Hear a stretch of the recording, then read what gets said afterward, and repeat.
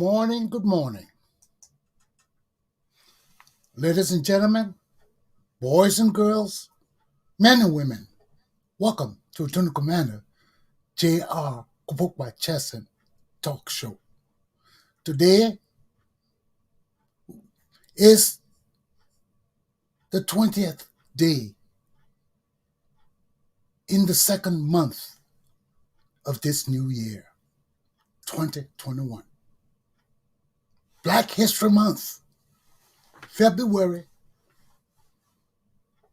2021. 2021. So as we rise to begin my lesson for today and to end this week, I'll be looking at my two countries again, Liberia and America.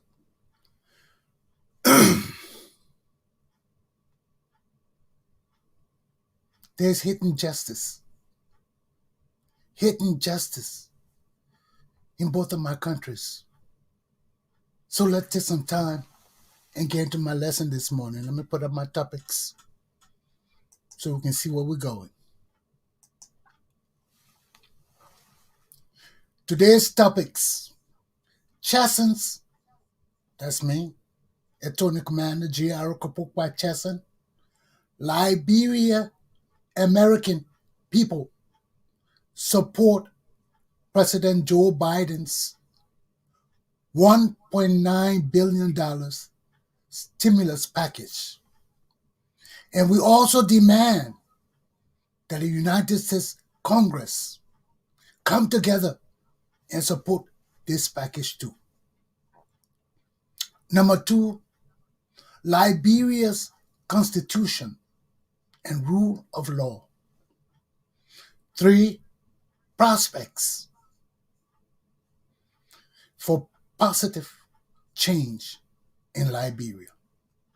So like in my lesson, Chesson's Liberian American people support President Joe Biden's $1.9 billion stimulus package and demand that the United States Congress come together and support this stimulus package.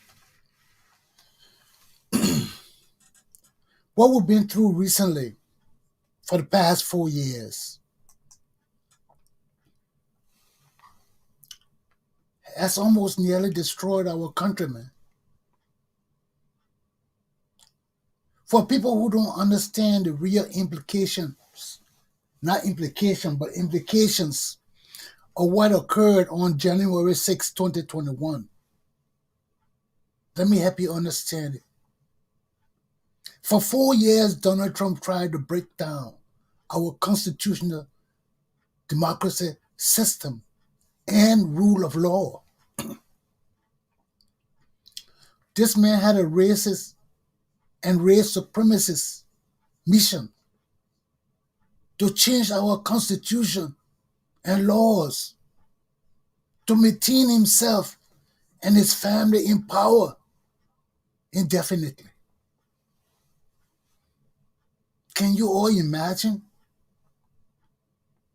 I don't know how other people felt, but I listened to Yacinda Way, one of our programs the other day. That's a Liberian advocate. And she said for 4 years, now that Joe Biden is in, she feels like something has been lifted out of her, like that the suppression and oppression has been lifted. And that's just how I feel. And that's just how every sound thinking person who understands, understand, and appreciate the system of leadership that we have in this country. Because if you don't appreciate it, you will never understand how we came so close to losing this constitutional democracy. A system that was founded in America by Americans.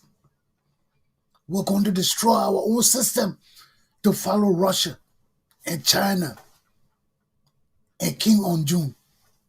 Those are the people Donald Trump wanted to unite us with. Those are the people he was moving away from our world alliances and allies to take the greatest nation in the world and put it under a communist country. Put it under the ideals and idealism of other people. Is this what America is? So I'm just bringing the real magnification of what you people did not understand was supposed to happen to us. And it is not so much about race. It's not so much about race. It was about keeping Donald Trump in power. But the only means of achieving this was through racism. Because that has been and is still the underbelly of American society. No matter how you shake it, it would take about 2 more or 3 more generations of different thinking people to change the racist tendencies in America today. We're still in the first generation of trying to eliminate racism. And that is why you have 75 something million people of America still pissed off, still angry, still racist. Because we haven't overcome racism yet. We are in the process. And that's why if many of you, excuse me, if many of you who follow, of many of you who follow me, if you read my last card I put out about Joe Biden being the great unifier and integrator of the United States of America, what Joe Biden has done, no other president of America has ever done that. What Joe Biden has done is a precedent that has never been set in American society before. So that's why you have the upheaval, the riot, the incitement to insurrection. You see? Because we are moving now into an era that is new, it's profound, it's unpredictable. And those who have controlled the American system for nearly 400 years, it's not so much about racism. To some extent, yeah, but the real extent is the fear of losing control, losing power. And some people didn't hit. Some people in that group of the 75 million that supporting Donald Trump may not hate black people, but do not trust black people. Do not think black people have the intelligence to lead this great nation, despite the fact that Obama did. But everybody was saying, oh, that's one in a lifetime person. Because besides Obama, no president has ever come up in my lifetime that I would say were really qualified. I ain't talking about my childhood days. I'm talking about my college and law school days. Nobody of the black Negro race in America has stepped to the plate like Barack Obama. And you see, that what makes Joe Biden so great. And you got to understand this thing. Joe Biden is he might be the greatest American next to Thomas Jefferson. This is the man that can be placed on the same pedestal as Thomas Jefferson. And now it depends on how Joe Biden administers this country to the end of his administration. And that will seal his greatness next to Thomas Jefferson. Because since Thomas Jefferson, no other American president has come close to uniting American people. No other president. So Lincoln died, and this is the revolutionary aspect. That what people that mean political scientists like me study in time to connect these different changes in our time, political time frame, socio interacting time frame, and even mentalities. So when you're dealing with a social scientist, whether you're a political scientist, social scientist, psychologist to some extent, sociologist to some extent, all those kind of things are interrelated disciplines. And that's what is so profound about education. Because every one of those disciplines study human behavior. But we study it from different angles, which I call ramifications or branches. Okay? So Abraham Lincoln freed the slaves or set up the Emancipation Proclamation to free them. They couldn't be freed in his lifetime because we have fought war because of slavery. And after that war, that's why we went back to the southern people to seek unification and integration again. And that's why they killed Abraham Lincoln. Because just for freeing the slaves and signing that Emancipation Proclamation, whether the racists hated it or not, the United States people were going to support it. And that's why we fought for it. Because Abraham Lincoln, as president of America, put his signature on it. And that's the same thing happening in Liberia today. That's why understanding American culture is no different than understanding Liberian culture. And if you understand Liberian culture and are educated and blessed, because not only education got me talking like this, I'm blessed. And that why I can never say I am. No. I got to get credit and loyalty and dignity and honor where it came from. And it came from Jesus Christ. Because no, I'm from Africa. I'm an African political scientist. I came in this country, but I've been blessed with my education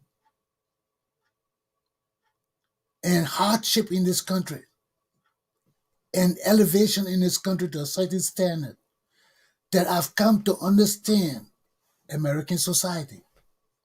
And the greatest thing that ever happened to me too was deciding to go in the army. That's why I didn't go in the army because people told me to go in the army. No, it was a divine passage that people from Liberia who could see told me that I was going to be a soldier. And that prophet woman was not the only one that told me. Wasn't the only one. After the coup, when I went into hiding, my school friend took me to his grandfather, who was a seer. And the man will cut. I told you, if you follow my story, I'm going into detail with names and stuff. But if you follow my story, I told you that after the coup, when they were hunting me down and I was hiding in the bushes, one of my friends took me to his grandfather's hut. His grandfather was a soothsayer, a mullet man. Because when we were walking to the house, the man was writing in the sand. And as soon as you look up, he saw me, he said, you soldier. Hey, that was the first thing the man said to me. So a Christian had said it to me, and here I was walking in the village after a coup that almost killed me. And this man writing in the sand, fixing all his things in the sand. He lifts up his head and sees me coming, and he points to me. He said, you soldier. And he put his head down and kept writing. And it further angered me too. I was angry. I didn't receive the news with joy then. Because, yeah, I was being hunted down by Liberian soldiers. People will kill me. Then the Christian prophet, the prophet church woman, and my friend grandfather, who is a traditional soothsayer, look at me and say, you be soldier. I mean, I was like, soldier? Why do people keep coming from this soldier mentality? But I didn't say anything. I just walked in there and he talked. And we talked deep. And the man blessed me. He asked me if I wanted some power. I told him, I said, no, just give me your blessing. And he gave me his blessing, spat in his hand, put it on my head. I left. So these are things that are divine. It wasn't my mom, my sister, my pa, or anybody that encouraged me to join the army. It was divine.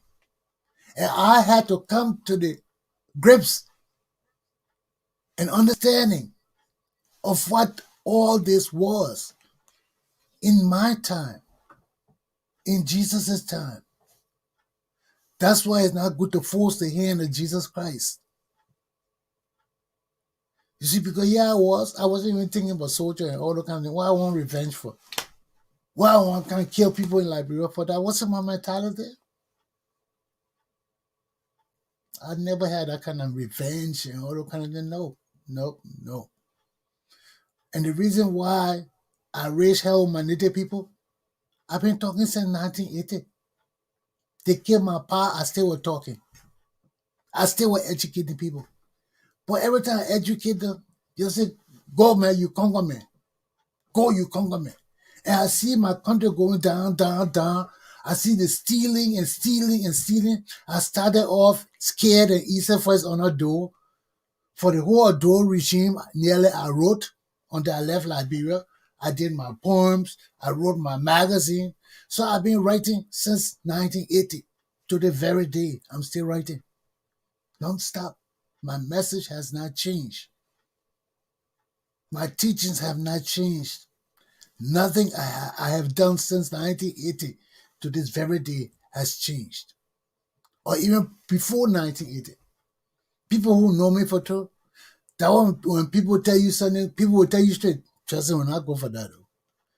And now in America, people will tell you that too. Americans will tell you that. I think Chesson will go for that. Because I've been here 30 years. I set my foundation too, just like I did in Liberia. It wasn't easy. Everything I've been through was starting all over so I can have this opportunity to speak for my people, to speak for me in freedom. But all that time I didn't know it. I thought it was too difficult and I was suffering. Even right now, I'm not comfortable, but it don't bother me no more. Because I understand now. I understand the power of Jesus Christ. I understand. I understand. And when you understand, you can't be unhappy. You can't be sad. You can't worry about your future. You do what you gotta do. And this is what I'm doing. That's why I don't care about mom, pop, brother, sister, nothing. I've forsaken all of them to follow Jesus. And if you don't know what that means, if you're a real Christian and you know what that means, it's not about hate. It's not about hate. It's about pulling me down. Because I come down all the time to take my people up. I say, we can do it. Nobody in my history or my life can tell you that Rodney Chesson hasn't talked to anybody, to everybody in my family, both sides, about coming together. That's all I've talked about in my family. My mom people tell me, oh, they don't believe in family. My pa people, I don't know what it was. So, you see, and my Liberian people, look what all I've done in Liberian society, but people are looking for me to put up money and all of that. And that's not what can feed you. I'm giving you the food of life, knowledge. I've always done that from 1980 to this very day. I'm still giving you the best thing you can ever have as a Liberian, what I've learned. And that was pissing me off because I have the opportunity to teach my people what I've learned. But they're so petty. They're so jealous. They're so blind to their own conditions that even my own people not supporting me the way they support me. If my people understood what I was doing for them today, I would be a rich man today and be able to enrich my people. Because I've never been a man who is selfish. Anybody who know me, I've never been selfish. And I'm still not selfish. I'm not selfish. And then I got proof, but I can't point me up. People will tell you when I die. I left when you went to Forward Bay College and saw the fence and heard about the project. I donated $500. That's my little meager money. But I can't have money and see my people suffering, sit on and know. I'm not that kind of person. That what God always blesses me and people think I got plenty of money. I will not go out dressing. I will not go out dressing. First of all, I know how to match colors. That's a natural thing. That's a natural thing. I know music, that rhythm that matches with time. There's so many things I know. You see that why I don't things don't move me, man. I do what I want to do. I don't care what people say. Nobody can tell you Chesson about this thing because John say. Ask anybody who I work with all my years at the ACI in Rhode Island in the military. I don't do what people tell me. You my boss, you give me order, yes. You my workmate, I know my post orders. I know as a professional what is expected of me. I don't go and beat people up. I don't join cliques and things to go against officers and other people and things like that. I don't. I'm a one-man army. And I tell you straight, I said, man, I ain't into that kind of game, man. That's not me. And that's why I told Claire Johnson when he came to me to join Ellen, to join Charles Taylor. I told him straight, I said, no, I can't tell no people. I told him straight. I said, Ellen killed our fathers. She joined and lied to our people. Kill our father. Then they couldn't control Doe. Doe flocked all of them and put her in jail because of stupidness. You see? But it's just that our people are so imbued with this tribalism, and we have not really come together. We have not really unified. Since 1822, we haven't come together. And that's a problem. We talk about country, Congo. That's not the only division. We have tribal divisions. Then we have tribal Congo. Then in the Congo, we got divisions too. Because we are all mixed. And sometimes your citizens say that there are nobody Congo in Liberia no more. To some degree, that is true. And to some degree, that is not true. Why? Because every educated person that cannot speak a dialect is a Congo man. So if you can speak a dialect, you must slip through the cracks. But if you can't speak no dialect, or they hear you talking like me, they know right away I'm a Congo man. Because for just the way I would confront them, they say, no, there's got to be a Congo man. Shoot this man. Shoot him right away. Don't let him come near me no more. Because I ain't going to be sitting there. I ain't going to be sitting there and letting you step on me. No, we don't. I said, what is it, man? What is it? Why you think they kill all the Congo people? You think a real Congo man will sit down and let an ignoramus come and talk foolishness to me? I know my right as a Liberian man. Even the semi-educated Liberian man, indigenous now, even the Prophet Key, the same Prophet Key. You see Prophet Key? Prophet Key not a foolish man. Yes, he doesn't have a college degree, but that's a Liberian lawyer. You don't know. You see, you saw Prophet Key on Spoon TV then, right? Because all of this tie into my Liberian people. This is part of this my same first lesson. And I'm calling all these people to demonstrate to you that Liberian people are amalgamated to some extent. We have a sound society. And no matter how down we have gone, how down Ellie and George we have brought us, we are coming to the consciousness that something is wrong with our society. Something is not right. And how long has that been? 50 years? And we still haven't gotten it right yet. We still got an ignoramus as our president.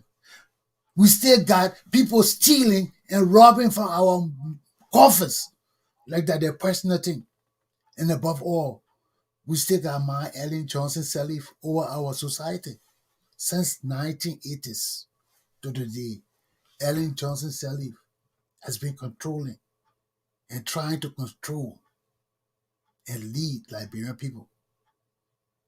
And now she's still doing it. And that's why we got to bring an end to all these kind of things. And in order to do it, we got to understand diaspora American Liberians. We got to understand that Liberia is only existing because of America. And if we are in America where the power that controls Liberia exists and we can't see it, and we still blind, and we still talking about wanting to go Liberia and follow people there, Prophet Key and all of that, Supreme Commander of Liberia, that means you be in jail for that spewing all that profanity. But a man like me, I will not talk. I'm tired of talking. So I listen to him because he brings us valuable information. And that's the only reason you will not go to jail. He brings us valuable information. He's frustrated too. But no matter how frustrated you are, there's a limit to how far you can go with your frustration. We are in the political realm, yes. We are in the social realm, yes. We are also in the civilized and decent societal realm. And these are the things people in the diaspora society of Liberians don't understand yet. And that's why I keep telling you. And that's why I cannot go to Liberian community associations. Because everybody taking these organizations and using them as stepping stones to leadership in Liberia. They have no concept of changing our country. The only concept our people got going home and controlling Liberia's wealth, and there's no wealth in Liberia. The people have stolen everything, and you still can't understand this stupidness. Everybody wants to go to Liberia. So while we're in Liberia, those that are Liberians that have followed me, that listen to me, that understand that we can all get tired of talking. We all get tired of talking. And if we want to insult or use profanity, use it on the people who killing us, who misleading us. But you can't take it to the mothers and sisters and children. No. But you see, Liberian people are so young. so misled, so corrupted, so imbued with Ellen Johnson, Sally foolishness, and our children corruption, and all these things. We're so bad that it is hard to bring the true realization of all these standards of a decent society to our people. Because right now our children grew up on sports. We never had government.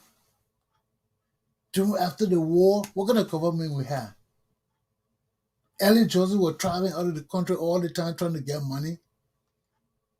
Then she getting the money, she come home. The people she working with are all criminals. She was scared. She wanted to be president. And she got the job. But she could not lead Liberia without the warlords.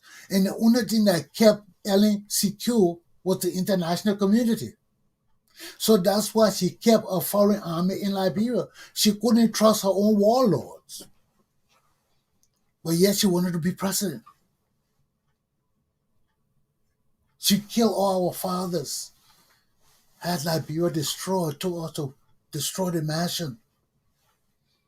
You know. But after they killed the 13 people and all of that, we had no leaders in Liberia no more. Most of the elders have fled. The rest of the elders that left, they fled with their children, those who had money. Only people like us who were poor and lay bastards around Monrovia and things like that didn't have nobody. We got caught in the mix and we had to know how to deal with it.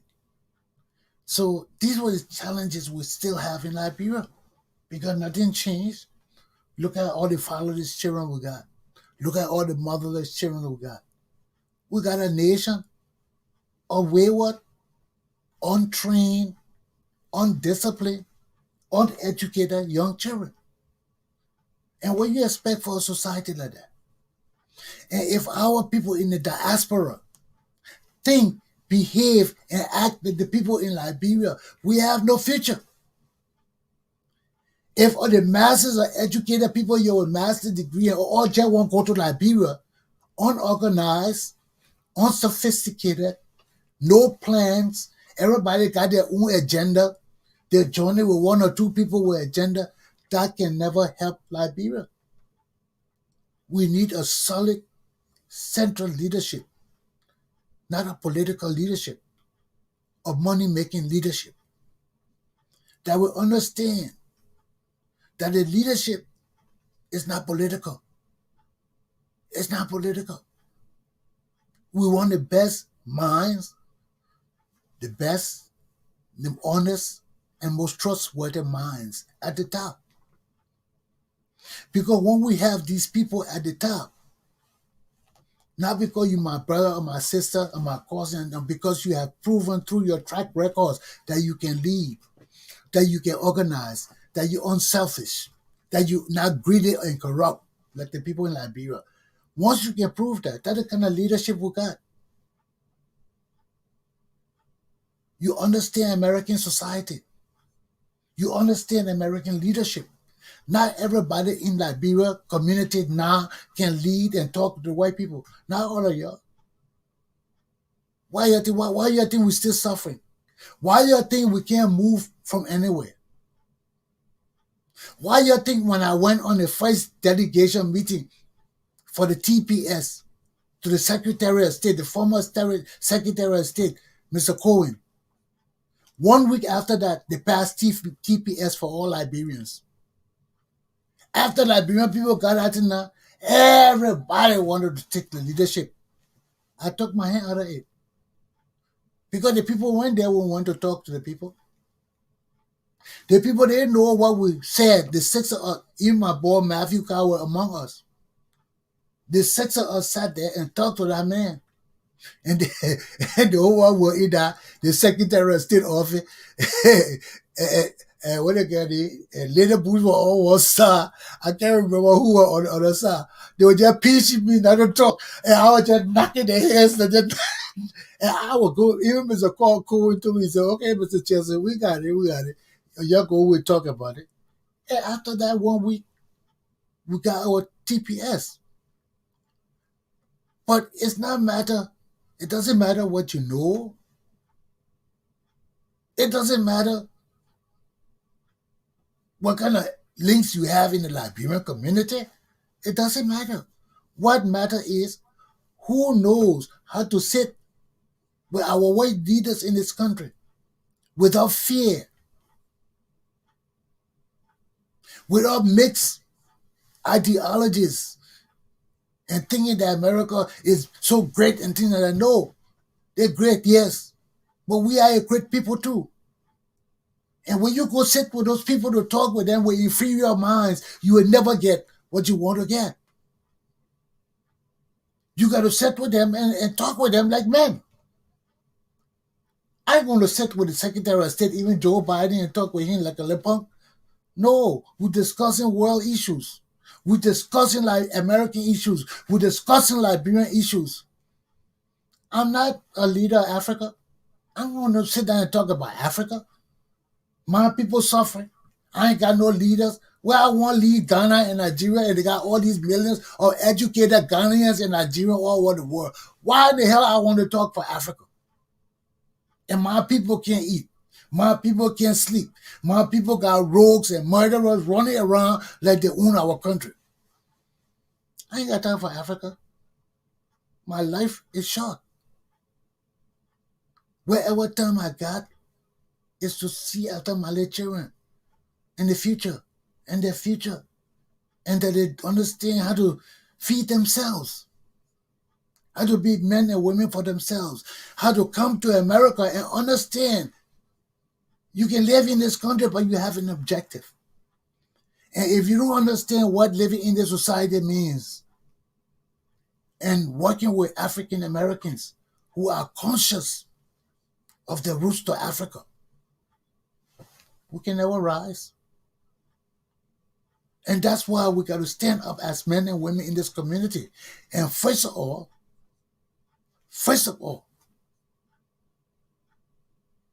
declare our citizenship in this country. We can't live in this country as a group and don't impact American society. And that's what I'm tired about. Because after what happened in January, I see now that if I don't talk, nobody will hear my voice. And nobody hear my people's voice. Because my people have not reached to that level that I have reached to. So I have reached to a level of superior leadership of Liberian people. It's not superior status. It's not superior thinking. It's superior leadership. Where I understand the mechanisms of unification and integration and coming down to simplicity and dealing with my people from every level of the spectrum of development. So once you understand these innate things of leadership, you become superior to our people kind of leadership when you can sit in this great American community and lead American people, lead diverse people who will sit and despite your origin, understand you, appreciate your thinking, and be appreciative enough to submit themselves to your leadership. That's power, divine power. And if you don't understand it, you will take advantage of it. And that's why I keep telling Costa too. You got to be careful with the education. Education can lead you astray, or education can guide you and make you conscious of where you are, what you are, and where you hope to go. So these are the things education can do for you. And our God that gave some of us hardship. So when he gave us the education, we don't put it on our heads. And I see all of that now. I see all of that. So it's not that your destiny is diminished. Your destiny is set so that when you do become the leader that you are blessed to be, you have the wisdom and understanding to know that education is not everything. It's not everything. People are everything. And if you don't understand that, you fail time and time and time again. Because as a leader, you got to know when to be hard on your people, when not to let up, when to put your foot down and keep it down. You see? And as a leader, you got to know who to ask advice for and when. You see? So when you understand those things, you will understand how to guide your people. Because there are certain people you can ask advice from, and certain people you can't. Certain people are meant to be leaders, and certain people are meant to be followers. So as a leader, you're dealing with groups of people. And that's why there are different groups. And if you come to this nation of America, if you don't understand that, that's why we can't achieve nothing in this country. Because EULA is too political, too Liberia focused, and have no roots in America.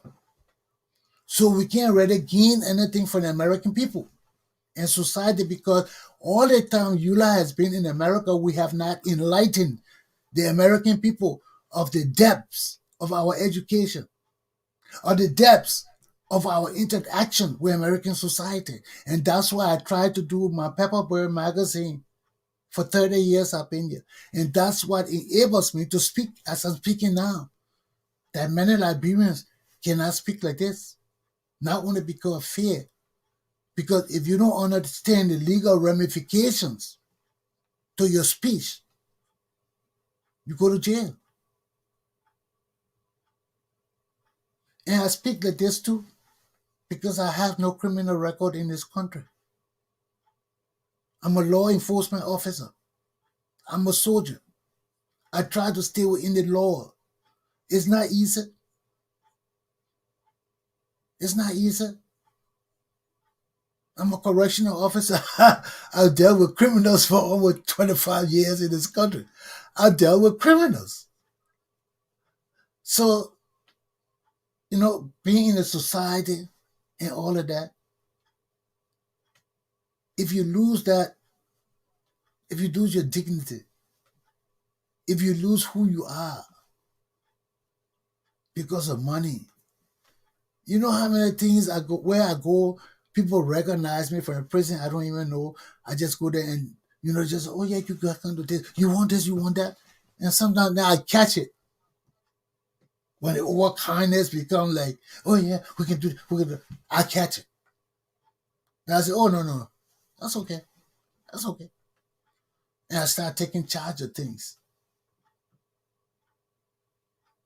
You see, even on the job in America, you got to maintain who you are. As a correctional officer, you know how many places I went to? Things where I come free. But you can't do it. Those are standards. And when we learn all these standards, then we understand the need to get involved in this community. I'm taking time with this first topic because it's important. And right now, that's why I'm speaking us up for Liberians and our interest in the passage of the stimulus package. Y'all know how many Liberians are suffering because age differences that they put on their passport and the real ages. It's killing our people. But we don't understand all those kind of things. Liberia right now is not conducive for our people. Even for some of us to go back, there's so much hygiene issues and problems in our country. So it behooves us in America to understand our part in this country, our need to come together, to seek profound leadership, to raise good money, not sending $100 to Liberia of $20 or $200. No, to raise significant money,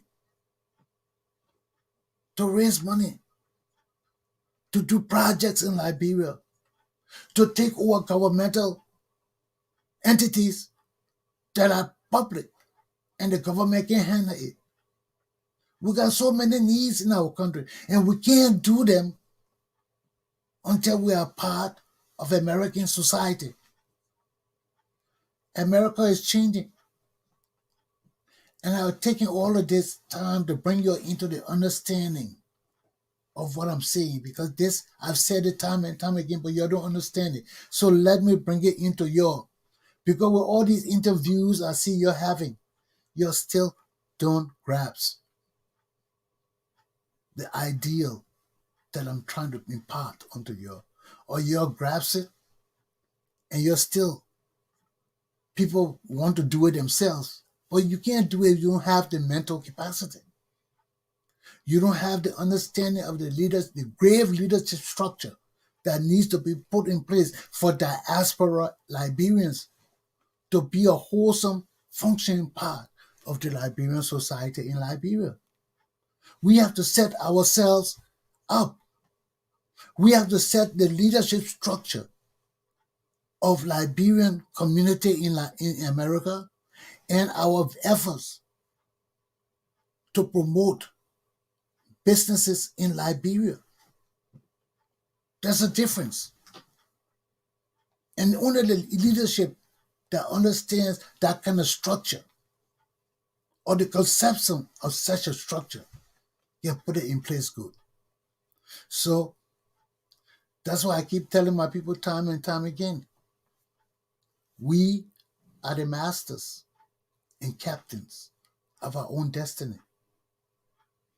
And that's why I got to take time to let you understand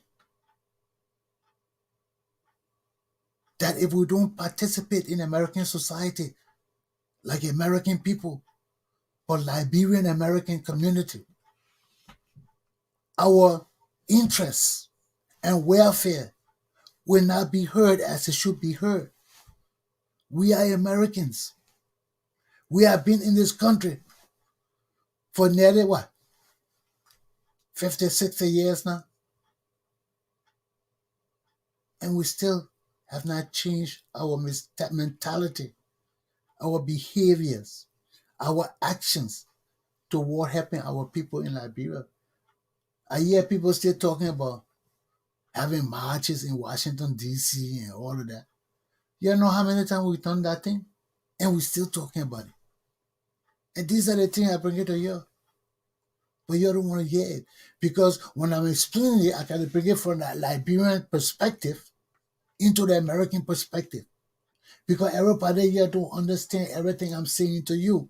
But once you get the true understanding of what I'm saying and why the need for us in America to come together and form an American force in this country to work with African Americans and other groups as an independent African group, we fail time and time again. Because our country is American. Our country is the only constitutional democratic republic in Africa since 1822 or 1847 with the official date. We're the only one. So why is it so hard, even with our fathers and mothers dead, for us to understand the need to save our country? The need to, to move away from this country and Congo philosophy with all the education we got in the diaspora here. We still behaving like Liberian people and acting like they're babies.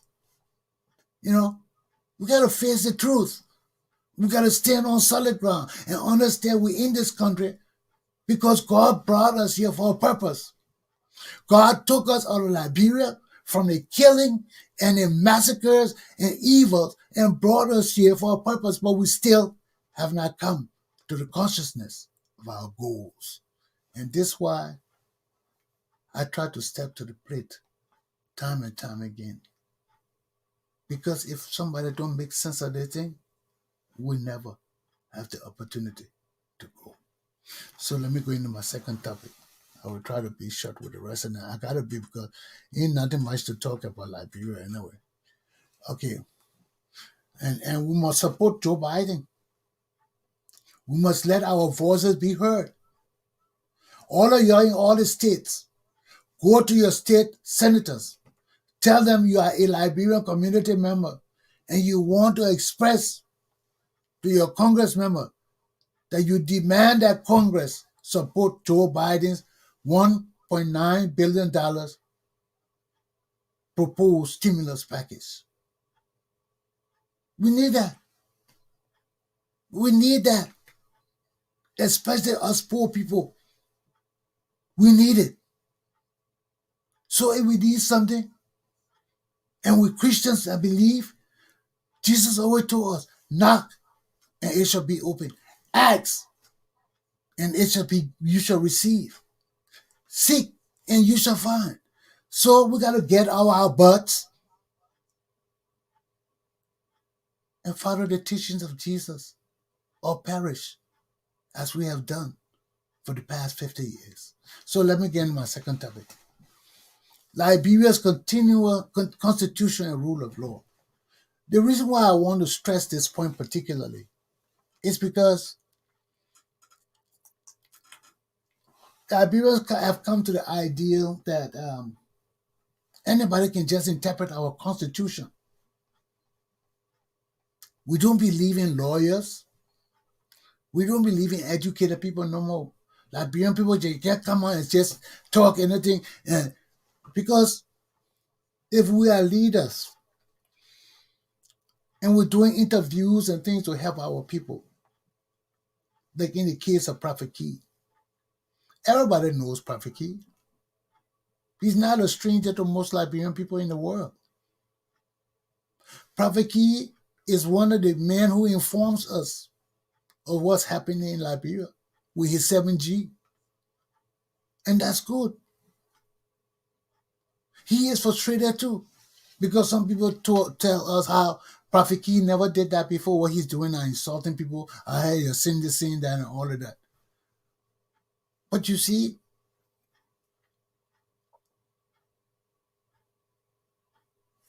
it's a depth of confusion and frustration among our people.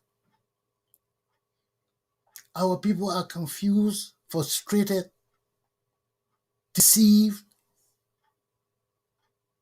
betrayed. You know, we have been doing that for 40 years now, since the First Republic, since the killing of Toba. We have had nothing but deceit for people. And it's not only native people. That's why I don't like people blaming on native people. Yes, I don't cuss my native people too, because they're too hard to hear. They're still imbued with this Congo country thing. All the way I've been speaking, they're still with this Congo thing. And it's not about country Congo. It's about right and wrong. And since 1980s to this very day, both Congo and country people have been robbing our country. Look at those rogues Ellen brought in our country. And Shaw, Archie Bernard, Charles Bright, all these people from Dothan. These are the same people that connive with Doe to rob our country blind. These are the people 15 years later still leading Liberia.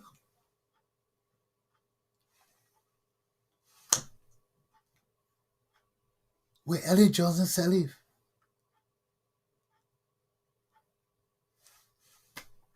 How would change? How our nation will get better? How anything will happen? So let me see where I got my lesson here. How anything will get better? It can't get better. In fact, it's getting worse. It's getting worse. It's getting so worse and terrible. You know, Prophet Key and Costa, everybody saying, oh, your makeup, your makeup. Costa is right. Because Prophet Key, when he get mad with Costa, he would treat Costa or has treated Costa just as he treats everybody else. Insults their mother, insults their brother and sister and everything.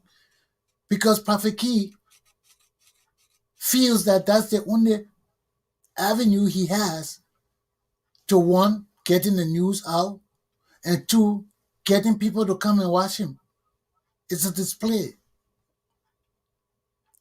Because when people say that, oh, I'm waiting for 1,000 people to come on first, I'm waiting for 500 people to come on first before I start. The people there for a certain number of people. So they're there to incite people. I don't know how, and I don't know why. Because if that's the kind of people that interest Liberian people, then I have no interest in people coming to watch my show. I have no interest in people sitting down and listening to me, because why would you want to do that when you want to hear other people talk? I ain't going to do that. I ain't going to do that. This ain't no Rush Limbaugh show or Costa show. Or, nope.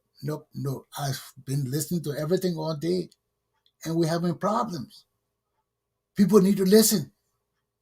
People need to listen. Now, our Washington Spoon TV, Weatherspoon, and 4 or 5 or 6 supposedly educated Liberians. We had Dr. Peabody there. So these are other educated people. Question Prophet Key,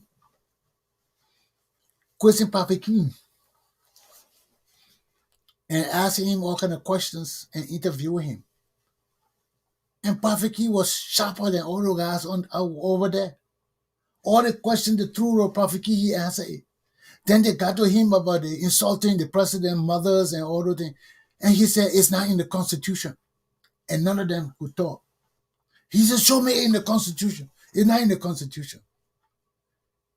And none of them could talk. And they agreed with him. But it's in the Constitution. It's in the Constitution.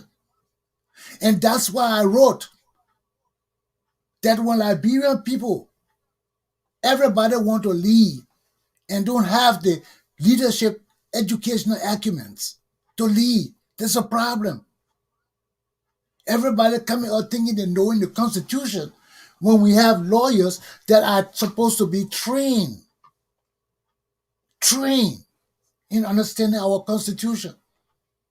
But our lawyers don't know our Constitution because people that torn red dead. They're dead. So everybody can just slide through the law school now. But if you had a real teacher testing these people, not for money or love, but for real educational purposes, people will not graduate from the law school or that. Just like how they didn't graduate from the law school under Twan Red. Because they were teachers. That's why I sit down here, all these little lawyers sitting down here talking, the people sit they graduate from law school on the line, listen to all these things, and these people talking, Prophet Key talking about, it's not in the Constitution. No Liberian lawyer right now, except few, can understand why it's not constitutional. Why Prophet Key cannot go around insulting people, mother and father, who are government officials of our country. It can't. But I tired talking. When I talk, you say, oh man, Prophet Key is the man. He's our man. He's my father. He's my mother. I would die for Prophet Key. There are people I want following me. There's not people I want following me. There are millions of Liberian people out there. That's why right now I'm tired with Facebook because Facebook is a sham. I'm tired with social media, but I gotta teach my people. So whether people can see me or not, I gotta do these videos. Because when I leave this arena, when I go to Liberia, I ain't coming on Facebook no more. When I get ready to get back into real life again, after I take my vaccination, I ain't gonna be on social media no more. So let me be here and educate you, make as many tips as I can. And it's not about people coming to me, but I want to make them so you can refer to them in the future. Or when you come to your senses, you can say, oh, let's go listen to Chesson what he had to say many years ago when we were trying to hit him and be jealous of him and not support him. But these are the things that haunt us because everybody don't know the Constitution. And if people who know the Constitution don't correct Prophet Key, the masses are illiterate and ignorant Liberian children will follow such people, will think what they're doing is the right thing. Then when men like me go to Liberia and start jailing them and putting them in sub beach for insulting the leaders of our country, they will want war. But these are the things that destroy our society. These are the same things that make me, I don't want to leave or go to Liberia. I don't even want to work for the government because the government is filled with people who don't understand what they're doing, who don't understand the legal ramifications of their actions and how destroying our country. And they come here and just do things because our people don't know the law. Even our educated people sit down here, you know. They say Keith Hassan gave him a lot of hard time, but Keith Hassan made some sense. But it's just that George Weah government is too corrupt and dysfunctional. Keith Hassan shouldn't even talk either. Because they're supporting a government or nothing but rogues and thieves. And they think that by supporting George Weah, Liberia will change overnight. Liberia ain't changing. George Weah is a criminal. Just as Sambuca is a criminal. Now look at all of you talking about raising money to save Sambuca. Sambuca stole the people money. He and Ellen responsible for it.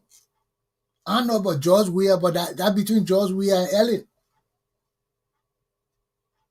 George Weah has no fiduciary responsibility to secure the money that's under his authority for the soldiers. Ellen and the director and minister of defense does. So if you call the minister of defense and convince him to release the cash, and he did it, he needs to go to jail too or bring the money back.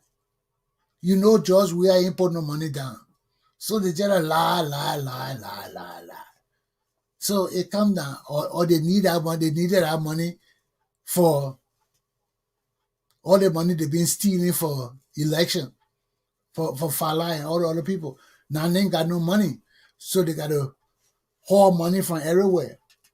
They've taken maybe the 400,000 they put there. He's even taking it back out, so they're going after these people for their money now. And people in Liberia turning against George Weah now, so they're trying to settle before the next election. He's trying to convince the Liberian people so he can run the same corrupt way that Ellen put him there to be selected again. And he may win again because the leaders and people we got in Liberia and in the diaspora, only Jesus can bless us. I hear everybody say, you and I do it again. What you ever do to stop it? What you ever do? What you ever do to stop everywhere? So y'all give me a break. Let me do my last subject.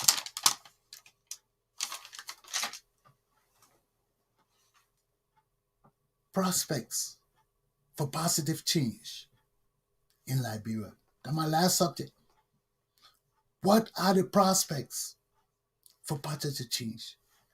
You see, you can see our people are so blind. After 4 years of leading Liberia, after 40 years of war, after the massive donations that were given to Ellen Johnson Sirleaf, we could have concentrated on farming better. Instead of everybody rushing to like Monrovia, Ellen Johnson Sirleaf could have done a great job, if not to fully open our people expectations, to businesses, to personal upliftment. When you open our farms or bring equipment and things that make it feasible for our people to plant and grow massive amount of seeds and clear areas and things like that, then we're working. But look at that idiot like George Weah. They're cutting the thing with collects. When will our people ever eat if we gotta do those things like that? Even weed whacker is better than cutting it like that. I went to Costa Rica. That was good to travel. I went to Costa Rica and I didn't see no grass cutter, those automatic ones. No. They hired about 5 or 6 of the local people. Every morning they'll come, put on their weed whacker. One got a weed whacker doing one side, the other one got a weed. Between 6 and 9 o'clock in the morning, those people finish cleaning the whole compound. And everybody get paid. They don't have to bring heavy duty equipment to do it. There are simple measures that can be done that many people can be hired instead of bringing bulldozers and all these things in the country that will limit the opportunities for employment for some people in our country. We use means that are quick, but we can employ a lot of people to do and make the work faster. And those are the things we got to concentrate on. Why? Because everybody in our country got to get paid for working an honest day. We can't wait 6, 7 months to pay people and expect them to support their family, to come to work every day, to go home every day, to buy meals in the street at work every day. This is corruption. This is the beginning of the encouragement of corruption. Then you tell Pompon he burned himself, so blah, blah, blah. Are you stupid? Hey, I see you're coming, you're talking about the man got children and family, he did that to himself. But how you feed his family and children?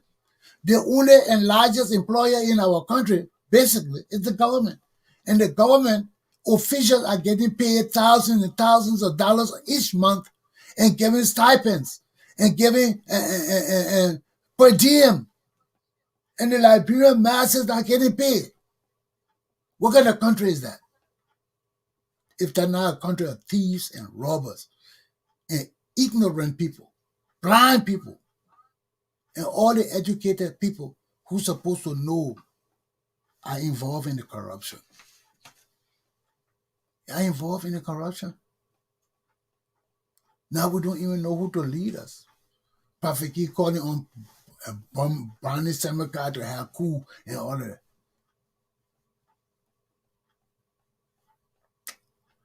It's time to leave this whole thing, but I can't.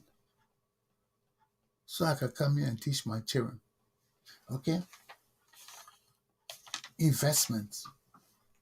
How investment will come into our country when our country is running over with feces, with dirt, with corrupt leaders. Everybody wants something. Africa is so bad because I know that when I go into Africa, I'm going to take money to bribe people. Because it's expected. It's expected.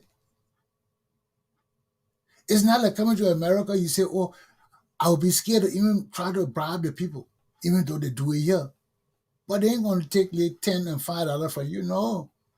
You start from the 50s. And that way we have problem here too. We're bribing cops, bribing and people to bring drugs into the country. These are the same problem.